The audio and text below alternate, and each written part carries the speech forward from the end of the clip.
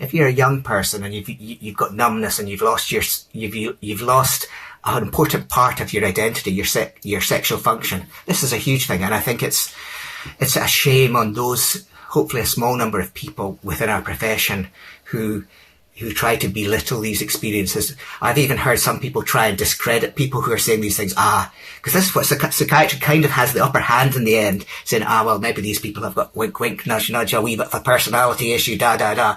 And this is, I find this particular aspect of psychiatry, and I'm not generalizing to all because most are good, very distressing. Hi, I'm Dr. Joseph Wood-Daring. Today I'm joined by Dr. Peter Gordon, a psychiatrist over in the British system. He's now retired.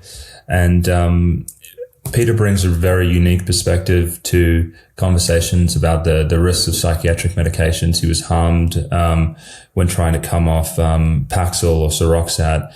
And, since that time, he's really kind of had that, I guess what you'd call it, the red pill moment, when you're forced to kind of confront, how you've been informed about the drugs and the risks of the drugs and such. And that happened fairly late into his career. And so I think he has a lot of really useful insights about that whole experience. So, Peter, I'm delighted to have you here. Thanks for coming on. Thank you.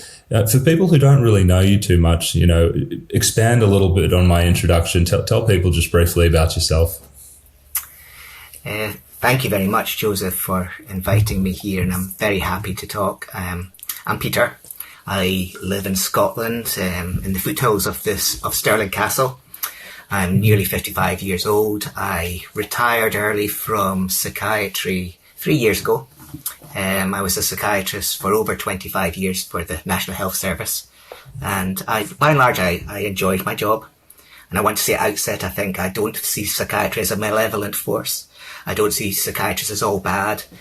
I absolutely hate the trope anti-psychiatrist because it's too easily to lump everybody together. And I think it reveals that my former profession can be very defensive. So that's the background. My wife is a GP, a family doctor. She still works. I have 2 grown-up children who have just about both finished at university. And my outside interests, I'm a keen artist, gardener, very amateur philosopher, and I make lots of wee films. So that's my background. Sure. Okay. Yeah. Oh, no, I was going to say maybe a good place to start off would just be a brief summary of what happened to you, Peter. Yeah. It's I've shared some of this before, and I'm happy to do so again. Over 25 years ago, my son had just been born. I was sitting my membership exam for the Royal College of Psychiatrists. So this is 25 years ago, and I wasn't sleeping well, young baby, disturbed nights. I've always been, and I'm happy to admit that I'm quite a little on the anxious side. I wasn't sleeping, I was distressed. I went to my GP in rural Aberdeenshire, which is quite remote in Scotland, and my GP recommended that I start an antidepressant for what she said, explained to me. And I knew this because I was studying psychiatry at the time, social anxiety disorder. And I knew the drug was being widely marketed at that time, widely promoted really across the Western world. And that drug was paroxetine, Paxil, Seroxat. And even though I was sitting the second part of my membership, and I'm well aware of these drugs, it was part of, at this time in Scotland, we had what was called a Defeat Depression campaign. And it later transpired that this campaign, a 5-year campaign, was almost entirely, not completely, but almost entirely sponsored by the pharmaceutical industry. Mm-hmm. And it was to try and tackle low rates of diagnosis of depression and make sure a treatable condition was treated. And a major part of that, and what I told my patients, and what I was taught on a daily basis, and some senior psychiatrists today try and make out this wasn't the case, but certainly in Scotland, every single week that I went to education, I was taught about the chemical imbalance. And the drug reps that came along to those meetings, and it was all about 5-HT. So I thought it was perfectly safe for me to take an antidepressant for anxiety, and I took it. And maybe I probably felt a little bit better, not hugely. I wasn't depressed. I was just anxious and not sleeping. But probably about 3 or 4 months, this is a long time ago, you've got to remember, so I can't be entirely accurate with time periods, but I guess it'll be 3 or 4 months. I just stopped it because I thought it wasn't making much difference. And the next day I felt hellish. I felt nausea flooding. I'd slept poorly. I felt flu-like. I had buzzing in my head. I'm a keen gardener. I couldn't work in the garden. I couldn't sit down. I was restless. And I thought, what's going on here? And I said to my wife, I wonder, do you think, why am I feeling like this? Do you think it could have a relationship to the fact that I've just stopped my Seroxat, my Paxil? And that was the beginning of my discovery. And to cut a long story short, it's been absolute hell. It has been hell ever since then, trying to get off this medication that I was told I wouldn't find dependence forming. And not only was it hell, over probably the vast majority of my career, right up until the end, many of my psychiatrist colleagues, good folk, nice folk that liked me, they didn't believe me. They would say things, they wouldn't say that outright, but they would say things, this is recurrence of Peter's illness. And I would say to them, well, I was started this for anxiety. I didn't have this, in with these states of mind and physical symptoms before this. And these states were brought about from protracted withdrawal. However slowly I tried to get off this damn stuff.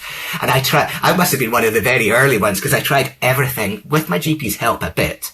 So I tried liquid and micropipette. And this was long before Mark Horowitz's stuff about hyperbolic tapering and stuff. And eventually, I must have tried about 4 or 5 times to come off it gradually. And eventually I got off it using liquid. It probably, I can't remember exactly, but it probably took me at least a year. I felt hellish, but I got off the stuff. But in the course of the last few months, physically I was feeling terrible. Mentally I was feeling terrible. And I was getting lower and lower mood, and I was aware of that. So in 2005, this changed my life for good. My children were then wee. I had a wee daughter at kindergarten, a son at primary school. And I knew my mood was slipping, and I became suicidal. I wasn't sleeping, I wasn't eating, I was restless, I was agitated, I felt flu-like, I felt I was never going to get better. Anyway, then I became suicidal.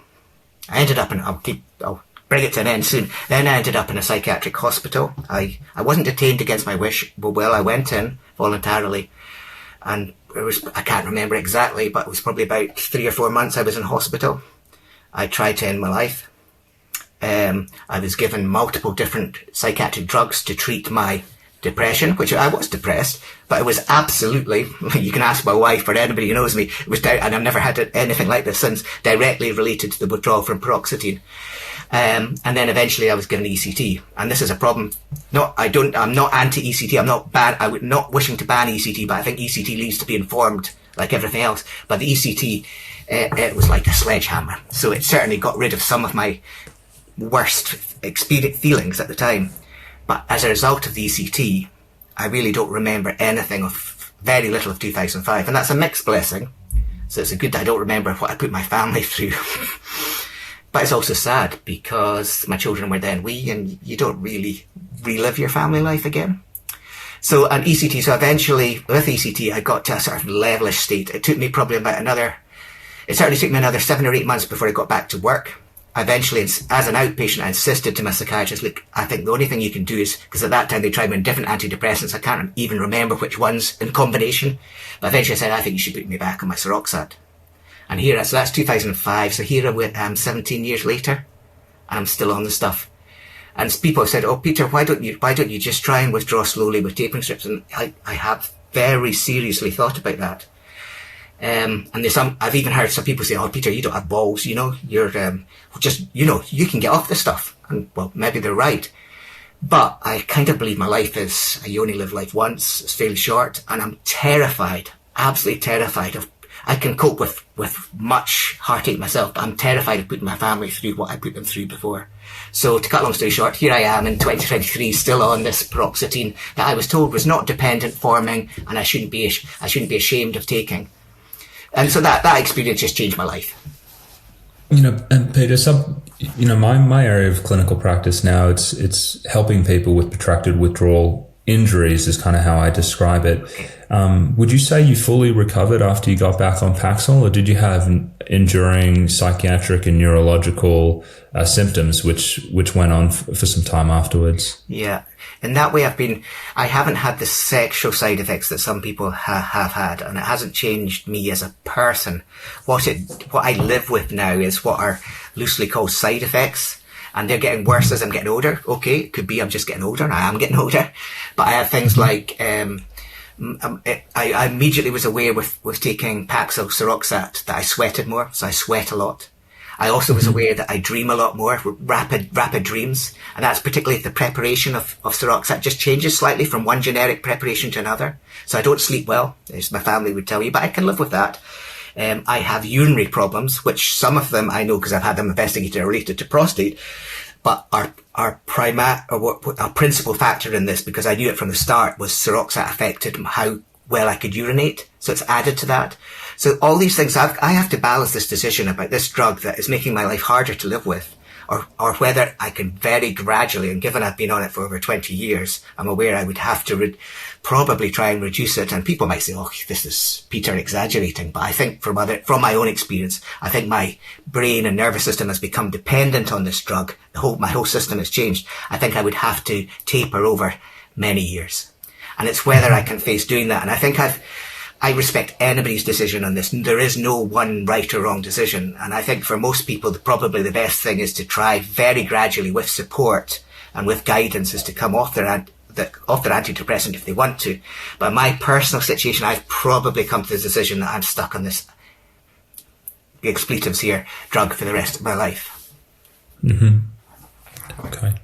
And you mentioned PSSD before. I mean, this is something that came onto my radar in the last couple of years, but really has been, I guess, published about since the early 2000s. Do you ever see this being recognized by, Royal College of Psychiatrists or anything like that? No. The simple answer is no. There's a bit more awareness because of people are speaking up, and well done to them, because this is a very difficult subject to talk about. But the fact that psychiatry is not recognizing this, and I would say, in fact, I would go as far, just like akathisia, being willfully blind about it, I think is disgraceful. I'm sorry, but it's disgraceful. This is affecting young people's lives. Whilst I don't have PSSD, I do, right from the start, with, as common with many people with antidepressants, a delayed orgasm. I'm sorry, it's just, life is, involves sex. And that's had an effect on my sex life, but I'm here where I am. I've got my children. But if you're a young person and you've got numbness and you've lost an important part of your identity, your sexual function, this is a huge thing. And I think it's a shame on those, hopefully a small number of people within our profession who try to belittle these experiences. I've even heard some people try and discredit people who are saying these things. Because this is what psychiatry kind of has the upper hand in the end, saying, well, maybe these people have got wink, wink, nudge, nudge, a wee bit of a personality issue, da, da, da. And this is, I find this particular aspect of psychiatry, and I'm not generalizing to all because most are good, very distressing. Mm-hmm. Yeah. And so I want to ask you now about your experience.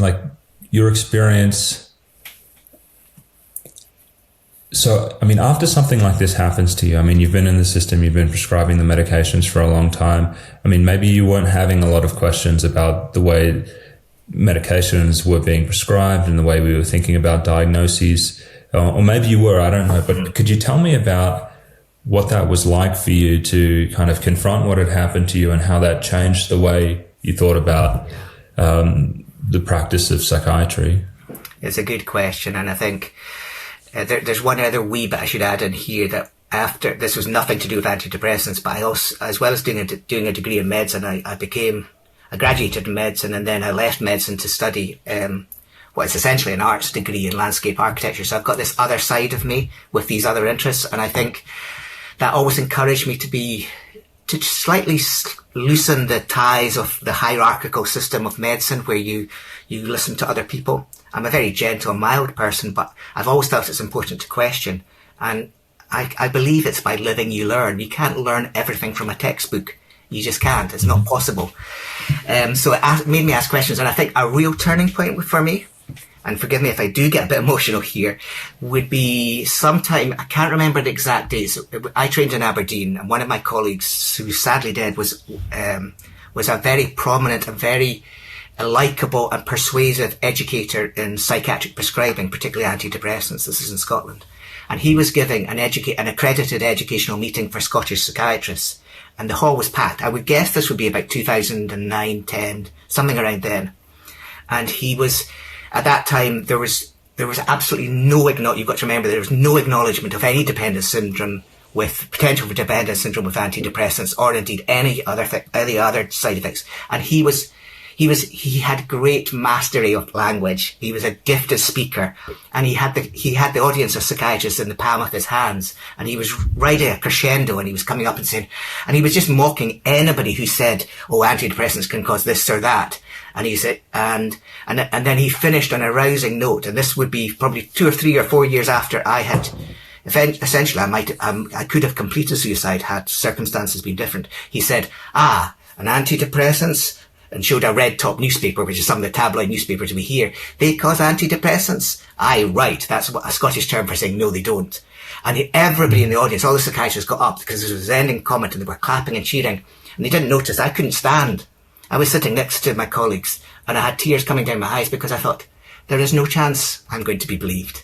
There is no chance I'm going to be believed. And I thought at that point, well, I've got a duty just to be as honest as I can be. I will not try and demonize medication or psychiatry at all. But if we're to learn from life, we have to share experiences. And psychiatrists, doctors, academics, and scientists need to listen.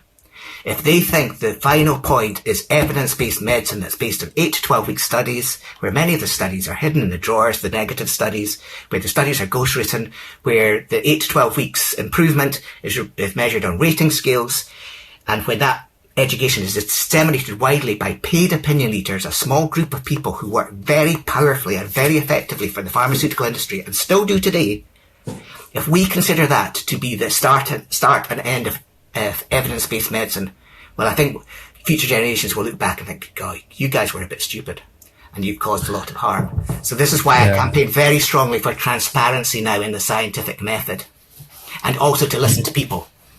Yeah, I think this is going to be maybe an interesting place for me to kind of jump in as well. Okay. So the thing that I always thought was very interesting about psychiatry is we have such a dark past. When we look back on different interventions that we've done previously, whether it was lobotomy or insulin comas or and things like that, or water therapy and things like that. We look back on it horrified at where we've been before, and then we think that wow, we're so much more humane now. But we have essentially a situation like yours now, where it was like you were harmed by a drug, not believed, and eventually, ended up needing ECT, and how is that any less kind of horrific, than some of these things that have happened in the past? And so I think, there's this sense that, right now we have figured everything out, and there's this, when you're describing this story where you were in this presentation and they were kind of saying, no antidepressants, they cannot cause suicides, and they were, I was, I've been there, I've been through my own residency education, and I've seen these discussions and things like that. And by and large, that's kind of what most people believe. And so, I have my own ideas about like how these messages become so widespread and so accepted, but I wanted to get your thoughts on it. Like, how does that, how do we have a medical education right now, or a psychiatric education that has become so, I'm going to say biased in a way to say that, yes, these drugs, they only save lives, and that, anyone who's really kind of talking about the harms of them may be doing it for some, agenda, whether it's a religious agenda or just a philosophical agenda on, how they think people should deal with their problems. I'd love to get your perspective on that. Well, it's a really good question, Joseph, and I wish we had longer because I'm sure I could chat with you for a lot about this. And we'll meet again. Yeah, we'll meet again. Don't save your time. Just and I'm certainly not going to present the overall view that's the accepted wisdom. I'm just Peter, and I get things wrong like other people. But I've written one of my posts. I have a website, and I don't even need to mention it. People, if they come, I don't promote any of what I do. I just do it. I believe it's important to record what's happened to me and what studies I've made and what attempts I've tried to make science a bit more pluralistic, I think, is the best word. And people say, but how can science be pluralistic? Well, it's the idea that the sciences and arts are completely separate. Well, they're not. But let me just go back to the basic question. I think one of my posts that I have that's been quite widely read is about what I've described as the narrative controllers. Now, we can all try and control the narrative, but the narrative in psychiatry has been very powerfully controlled by a fairly small group that's had a wide influence on the rest of us. And here I'm not just blaming the pharmaceutical industry. I'm certainly not. I actually blame more the medical, the healthcare system for just slavish, for rather not questioning enough of what we're doing here and not explaining to people that studies that people look for quick fixes. We all do. If we're suffering, nobody wants to suffer, so we want a quick fix, and that's fine. And I certainly want to reinforce as many times as I can. If people have benefited from medications, I wish to take nothing away from people in that. I support that. That's fine. But in any intervention, there can be a range from positive outcomes to negative outcomes, and usually a whole host in between. So why has antidepressants in particular, but not just them, antipsychotics and other drugs, why has it become so polarized? And I think partly this because these narrative controllers are very defensive. And you can understand this. Careers are at stake, years of study, years and when people have to revise previous considerations that have been the mainstay, they've been the orthodoxy for 20 or 30 years, they don't like it. So the narrative controllers are a small group, but I'm afraid vested interests have got hold of them. And these are not just money. You know, they're things like status, they're like power, there's positions in your university department, your positions within government, your status in social media, etc. All these things can become very important, and I accept all those. But my argument simply would be, let's start with the money. At least in America, you've got the Physicians Payment Act, and that in itself is, I realise, is not sufficient. But if we're really talking about evidence, science should be based on the principle that it's quite complicated to explain this, but it's disinterested. It doesn't come from a particular direction. Science is just science. It's not coming from anybody's outside views, whoever they may be, whether they're personal, financial, industrial, government. So it should be disinterested. And that ideal is almost impossible to achieve. You can't have a view from nowhere, but we should try our best. And I think there is plenty evidence out there to show that the investment of money, the relationship of the pharmaceutical industry and medical prescribing, not just in psychiatry, can lead to worse outcomes because the interests of the company are put before the interests of the patient. And I think, I was going to say, I'm going to jump in here because this might be a good place for me to share some insights from working at the FDA and then also working in industry. And so perhaps the easier place to start is by working in industry. And so when you talk about financial interests and how that may skew the dissemination of information, that's really clear when you work for a pharmaceutical company. So like after your drug gets on the market, I mean, you have your drug label, and then that's, just online on the government website. But the publication plan does not need to be balanced at all. There's no regulation for what publications come out of the company. So you're going to get only positive publications. And so what a lot of doctors think is, wow, I'm reading these articles, in these journals, which are, peer reviewed, they're trustworthy. Yeah. And because of that, I can believe it. But these articles, they're really hard to write. They take a lot of time. It requires a lot of editing. And so the people who have the resources to really even generate these articles, it's mainly pharmaceutical companies, and they have these, big divisions. It's called medical affairs, but the real word for it is, it's like the, I guess you'd call it PR, or it's like the publicist branch, medical publicist of the company, where their job is to anticipate the concerns people may have about the drugs, or maybe to answer questions that they think clinicians would have about them, or maybe using it off label in different indications. And so they generate these articles, and they send them out to these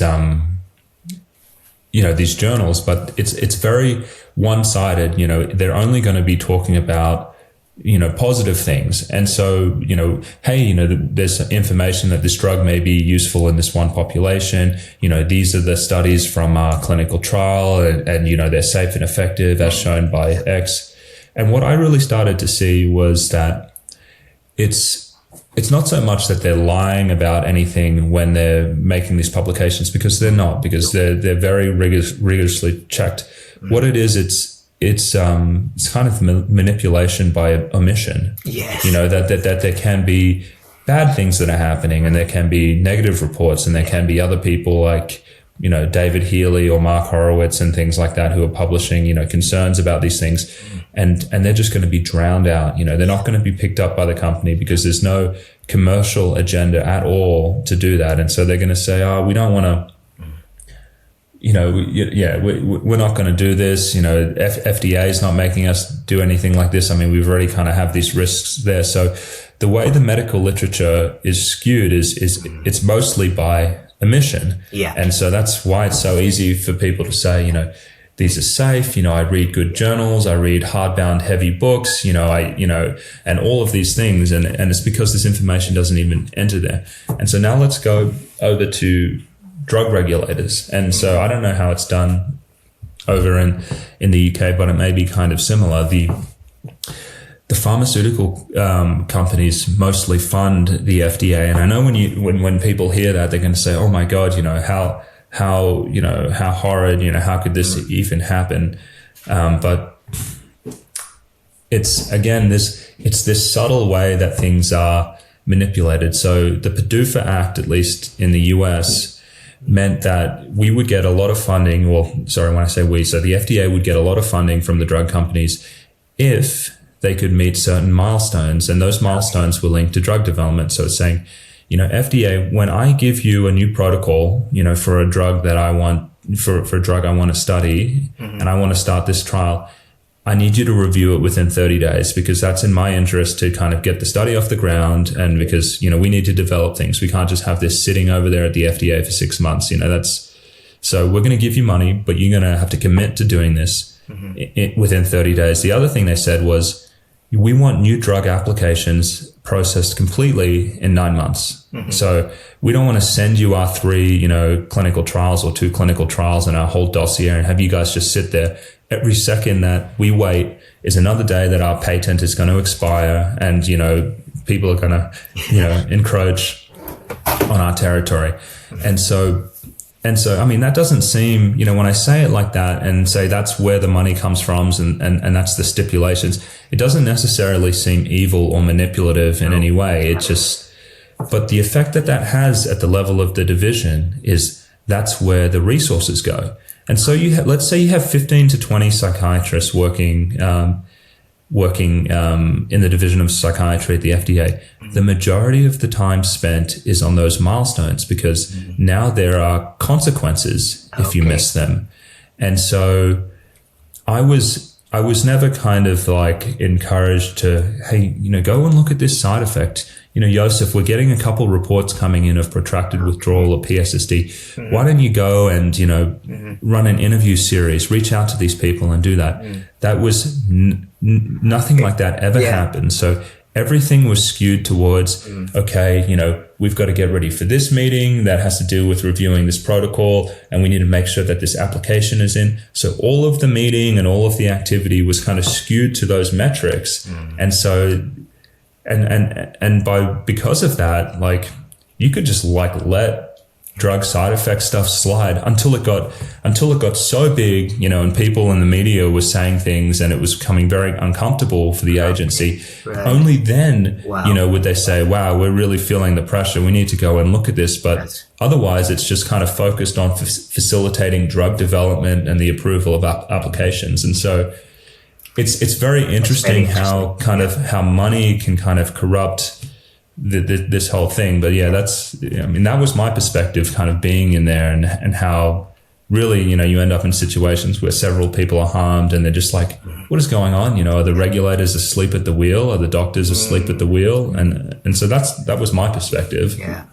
And so that's very interesting, Joseph. And it's not that, I'm sure you would confirm, it's not that the individuals involved are necessarily bad people. They're generally good people, but group behavior kicks in. And so, you follow your peers, and if they're looking for positive outcomes and the framework of whoever you're working for is to look for that, then that becomes the norm. So I've never worked on that side, so that's very interesting. But I just, on this theme, and I will just mention it very briefly, because of my experience, I petitioned. Well, it was really related to a slightly different area, because the last 15 years of my life, I was an old age psychiatrist. And a lot of my work was with patients who developed memory problems and sometimes dementia. And I remember I'd just become a consultant. I was probably about your age then, or just a wee bit older. I just become a consultant, was the top level in NHS doctors for old age psychiatry. And a colleague said to me, Peter, this is the future of old age psychiatry. And he handed me a document that was, really thick, hundreds of pages. And it was called BPSD. And I thought, I've never heard of BPSD. What is BPSD? And to cut it short, BPSD stands for Behavioural Psychological Symptoms in Dementia. And I followed this, and it was all about treating these symptoms. And these were symptoms like depression, anxiety, hallucinations, delusions, psychosis, agitation. And there was a whole list of medications, there were hundreds of pages. And it was only maybe about 4 or 5 years later, I began to realise, I need to find more out about this. And when I looked into it, I found out that this entire document had been written primarily by the industry.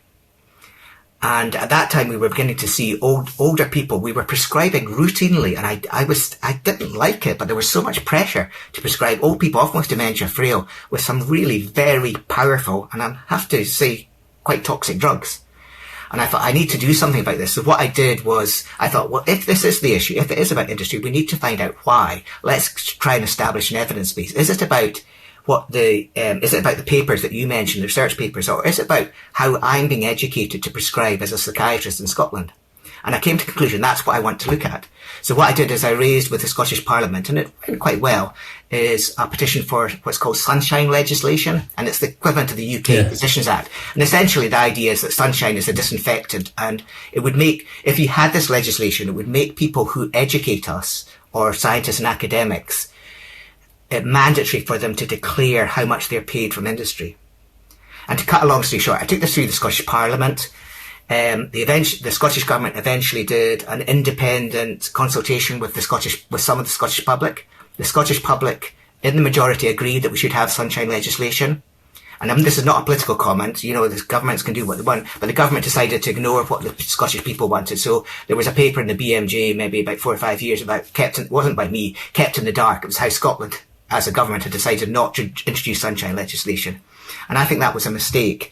I realise sunshine legislation in itself is not going to solve this problem, but at least if we can see, this week, if I can give you an example why this still matters, this week has been I no longer watch these things, and I never went actually to the Royal College of Psychiatrists International Congress, and it has thousands of people attending from not just in the UK, across the world. These are prescribers. It's highly influential. Now, nobody at this meeting is paid to present. Let me make that clear first of all. And the vast majority of the doctors and psychiatrists in the audience are not paid by the pharmaceutical industry. But there is a small group, what I call the narrative controllers, who have been career-long paid opinion leaders for the pharmaceutical industry and have been there 10, 20, 30, 40 years. Many of them are coming up to their retirement, and they are still educating.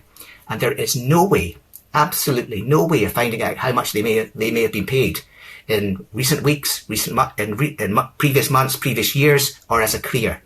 And I think the scale of the payments could be massive. And I think we need to know this if we're to really think about informed consent. Informed consent should be based on transparency, on the scientific method, the scientific process, and things that feed into that, including vested interests. And if we don't have this information, we don't know. And I'm going to stop very quickly, but I just want to make one example why this matters. Because a few years ago, you're probably aware, he's a widely known worldwide, and I'm not picking on him, I'm just picking on him because he visited the UK to educate British psychiatrists on prescribing antipsychotics, not antidepressants. And his name is Professor Stephen Stahl. And I never knew what he looked like. I was very aware of him because Stahl diagrams, the neurotransmitter endings, saturated my education. They were everywhere. Drug reps used to bring them along, and I would present them to patients, say, look, you've got a chemical imbalance. Take this drug and it will address this chemical imbalance. Anyway, Stephen Stahl I'm not saying he's totally pinned to the chemical imbalance, but he has had a worldwide influence. I suspect very few in the world have been paid more from the pharmaceutical industry than Stephen Stahl. So he came to the UK, was educating British psychiatrists, and because he was American, I could look up how much he'd been paid in the last 2 years. And I discovered that he'd been paid $3.5 million from the pharmaceutical industry, from 15 different companies in the last 2 years. And one of the major contributors was for the drug lurasidone that he was quite aggressively promoting to UK psychiatrists. And I thought, well, if that's Stephen Stahl, I take the case that he's maybe an extreme example, but how can we be assured in the UK that those who are educated, like this week at the Royal College of Psychiatrists International Conference, are not in the same league of potential biases through financial interests? And I think we as public who are prescribed drugs, just anybody, I think we have the right to know, because it's not about their lives, it's not about intruding on them. I'm not saying they're bad for being paid opinion leaders, that's their decision. What I'm saying is that at the end of the day, it's people like me, you, everybody, our parents, children, who may end up on psychiatric drugs or other drugs, not just psychiatry. And the factors involved in making that drug appear safe and effective are based on studies by pharma that are very short, that have limited their look at potential side effects, and are then widely promoted by this small group of narrative controllers. And it's time to end this. And I've kind of given up. But I just want to give you one quote, because the Royal College of Psychiatrists, which are the leading organisation in the UK, and they haven't treated me very well for speaking up. I politely ask questions persistently, but boy, oh boy, I mean, they were behind my decision to retire early. But they would say things like this. They would say that just recently. One second. Okay. Right. I'll just get to the point here. I forgot. Sorry. She said something about, I can find it, I've got it here. It was kind of a statement to minimise the effect of the pharmaceutical industry. And whenever people talk to me, so the college has said things like, I've asked them whether they support sunshine legislation, and they will say things like, we have an appropriately puritanical relationship with pharma. That was the chief executive officer. And then the more recent chief executive officer, college policies and procedures around declarations of interest are sufficiently robust. And then when I finally pushed them, I finally got, well, not just me, but a few other people, because I asked them, do you support sunshine legislation or not? And they sent me a one-line sentence saying, which was really a non-response, this is a matter for the government to decide. Cop out. This is healthcare. You are the ones treating patients, psychiatrists. It's not for the government just to decide. You should be putting your position forward. Is transparency a good thing or a bad thing? So the psychiatrists cop it. And then, I've got the quote. Not the current president, but the president of the Royal College of Psychiatrists in 2019 said widely on she's got a big social media platform, despite what some people think, most clinicians in the UK are not influenced by the pharmaceutical industry. And I did a wee blog about it, and I put, the key word in this statement is influence. I worked as an NHS, I'm reading here, that's okay. I worked as an NHS psychiatrist for 25 years, and my experience was that the majority of my colleagues did not work in any way for the pharmaceutical industry. However, my research for a Sunshine Act has revealed that, in terms of influence on prescribing, the pharmaceutical industry relies on a group of academics and doctors, and sometimes allied health professionals like pharmacists. This group has been described as key opinion leaders, but perhaps more accurately as paid opinion leaders. My experience as an NHS doctor was that my colleagues were generally unaware that they were being educated for mandatory, that's you have no option, continuing medical education by influential professionals who have received payments from the pharmaceutical industry. It is my understanding that, generally speaking, the pharmaceutical industry spends more of its revenue on marketing than it does on research and innovation. This fact, I would suggest, is evidence itself. So I raised this not to pick on the Royal College of Psychiatrists, but they're in a genuine position of power who bring about change. And I'm afraid this is a good old Scottish word. They've done diddly squat. And I think I'm going to be bold here. I've got nothing to lose. I had to get out of medicine early, but I think it's shameful. I think if psychiatry wants to retain trust in people, it should stop being so defensive. It should adopt the true scientific processes which are based on disinterestedness and try and pursue that as best they can. Right, that was my soapbox moment. No, that I completely agree. And, I've been in so many conferences, and, the influence is just, it's also, take Stephen Stahl. And for those of you who don't know him, he's probably, like you were saying, one of the most well-known psychopharmacologists who catalogs kind of the receptor effects of every single drug and provides brief blurbs about, how to dose. He essentially compiles all of the evidence on how to initiate people on the drugs, what to monitor for, and he puts them in books for students. And it's very, the thing that I became really interested in over time was subtle influence, because there's nothing wrong with what Stephen Stahl does, to put this information there. But when you have a group of people who fund Stephen Stahl to go and talk at every single conference, and him alongside, the majority of the panelists are people like Stephen Stahl, then again, it starts to and almost promote a way of thinking about mental illness. And for that is that, let's think about it in a very chemical way. Let's think about it in terms of receptor pharmacology and dosing and everything like that. Again, maybe not evil, maybe not bad in any way, but what we do know, and I guess where I live is the things that are not said. And so I live in a world where I treat people who, if they come into my office, they've been harmed, and most often their lives and their family lives have been ruined. Their loved ones are looking at someone who is who they're genuinely scared may never be the same person they were before. It's a place of, utter despair and sadness. And so I look there, and so many of the stories I hear is, I'd moved town, I was sad. I got on this medication because I was lonely. This happened 10 years ago. I tried to stop. Things fell apart. I was going through a divorce. My doctor told me it was safe and effective. I got on the medication. I never thought I'd have any problems doing this or something like that. I was having trouble in school. We had someone come through and talk about the dangers of depression and anxiety. My mom was taking the medication. I thought it was safe as well. I figured there's no harm in me getting on this.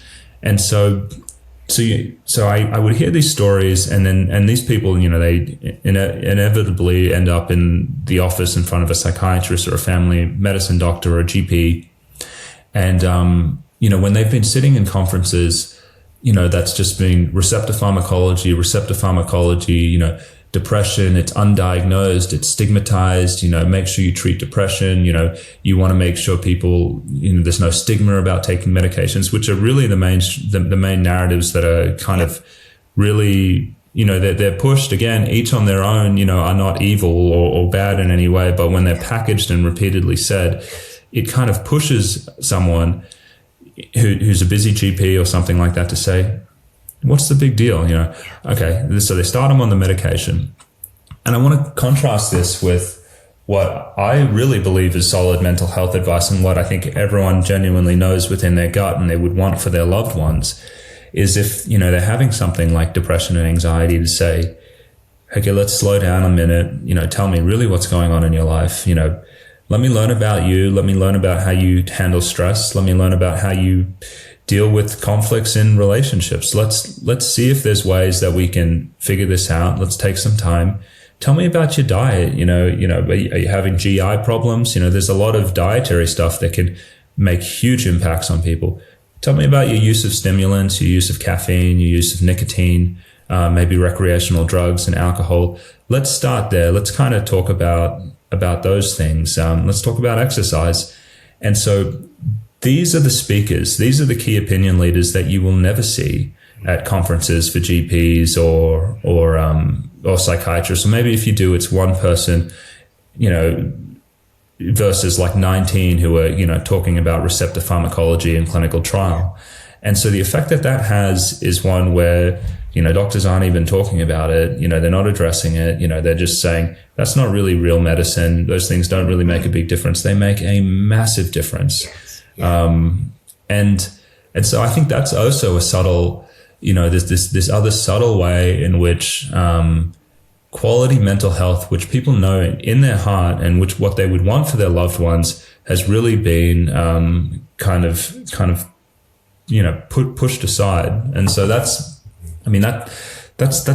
my kind of soapbox, there. And then, that's a very clear summary, and I totally agree with every word. Yeah. Yeah. Yeah. The other thing that is a big problem, and this is really with the benzodiazepines, is that even in the US, we have it in the drug labels that, people have protracted withdrawal, essentially brain injury. No one knows about it. They put it in the drug label, and the regulators are completely, they're not doing any risk mitigation. They're not sending letters out to GPs and psychiatrists. And so this stuff just sits there, and that same thing happens. People end up parroting what they hear in conferences, which is, these drugs are safe and effective. And like you said, well, maybe it's more like I said, that there's, the devil is really in the omission, because safe and effective for what? For 6 weeks, in a population of 500 people. And for a marginal benefit. And that's true not just for psychiatric, but for most drugs. People don't tend to realize this. You just have to prove you're just slightly better than, so it's just a marginal benefit over short-term studies.